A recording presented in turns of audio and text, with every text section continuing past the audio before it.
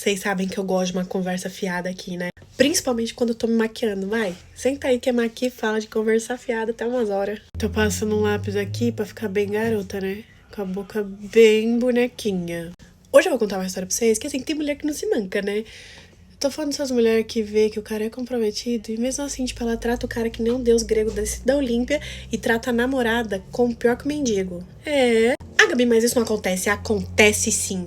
E eu vou provar. Gente, uma vez eu fui viajar com meu namorado e aí nós estávamos no Rio de Janeiro, né? Clima tropical, entendeu? Calor, ai, moro num país tropical. Uma vibe assim abençoada, por Deus, gente, eu não queria agarrar com ninguém. Eu queria estar no Cristo Redentor, do Cristo Redentor pro bondinho, do bondinho pra Praia da Urca, entendeu? Tomando uma aguinha de coco, um chamate, um biscoito Globo. Era isso. E aí, quem já visitou, eu decidi ir pro bondinho com meu namorado, né? E aí, quem já visitou o bondinho sabe que lá, tipo assim, você precisa esperar, né, pra pegar os bondinhos pra conhecer cada coisa. Porque é um passeio de bondinho pra lá, depois outro pra cá, depois outro pra cá. É um zigue-zague danado lá no meio das montanhas, dos Alpes. Alpes Rio de Janeiros. E aí nós tivemos a brilhante ideia de almoçar por lá. A brilhante ideia, gente, porque é assim, a brilhante da terrivelmente ideia. Porque minha filha quase que aconteceu tudo lá, menos almoço, entendeu? Quase que eu saí no UFC com a mulher, mas não rolava almoço. Nós decidimos almoçar num restaurante, que eu não vou dar nomes, entendeu?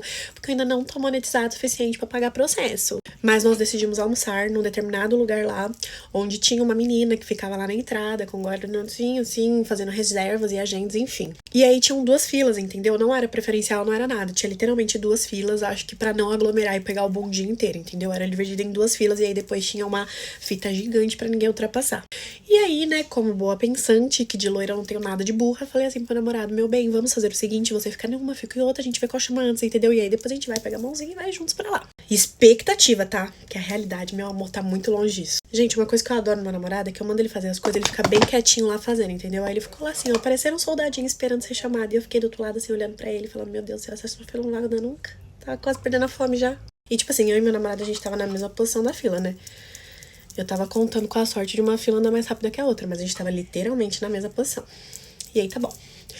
Aí, a desquerida estava me olhando muito feio. Gente, sério. Eu não sei porque em pleno século XXI as mulheres ainda fazem isso. Gente, quando vocês entenderem que é a gente contra todo mundo, não a gente contra a gente, vocês vão mudar. E a querida me olhando com uma cara muito feia e eu, sim, né? Whatever. Tava com tanta fome que eu falei, será que eu tô com cara feia também? Mas minha cara feia tá por causa da fome. Aí deixei. E aí, deu muito certo do que aconteceu. Eu tô rindo, gente, mas não tô rindo porque eu achei engraçado não, tá? Eu tô rindo por causa do meu iluminador aqui da maçã. Aconteceu de nós dois chegarmos ali na porta do restaurante, ficar nós dois. Só que ela não sabia que a gente tava junto, entendeu? Porque eu tava com medo dela saber que a gente tava junto, ela mandar a gente sair da fila. E se ela mandasse também, sem problema, eu sairia tranquilamente. Só que o que aconteceu? Tinha uma das mesas que era mais bonita, que era vista, tipo, pro Rio inteiro. E essa mesa foi vaga. Era uma mesa exata de 2 lugares. Que era, assim, uma das mesas mais lindas, assim, a coisa... Vou repetir, ela olhou pra minha cara, olhou pra cara do meu excelentíssimo, que ela não sabia que era o meu excelentíssimo. Ela fez assim pra mim. Olhou assim pra mim. E eu tava com tanta fome, mas eu falei, não vou brigar com essa menina, que senão ela não vai deixar eu entrar. Gente, eu juro pra vocês, era a minha vez. Ela botou meu namorado pra dentro. E eu falei assim, meu bem, né? Aí ela simplesmente falou assim pra mim, não tem mais lugar, a próxima mesa vai vagar só daqui 2 horas. Acho melhor a senhora procurar outro lugar pra almoçar. Eu falei, o quê? Eu falei, não, minha filha, você não tá entendendo, meu excelentíssimo acabou de entrar. Ela não contava com essa carta na manga, entendeu? Aí eu fui lá e fiz o quê? Taquei o pau no meu fatality, falei, eu tô com ele, meu amor.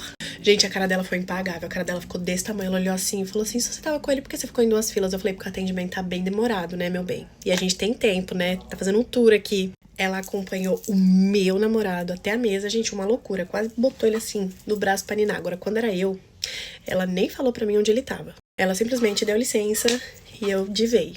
Ai, como que você achou seu namorado, gente? Meu namorado tá sempre vendo stories no celular de um pessoal que ele assiste. Aí, tipo, ele ouve no português e gritando, entendeu? Já reclamei, gente. Não tenho o que fazer mais. E aí, eu encontrei ele porque ele estava com o celular, assim, no modo meio surdo, sabe?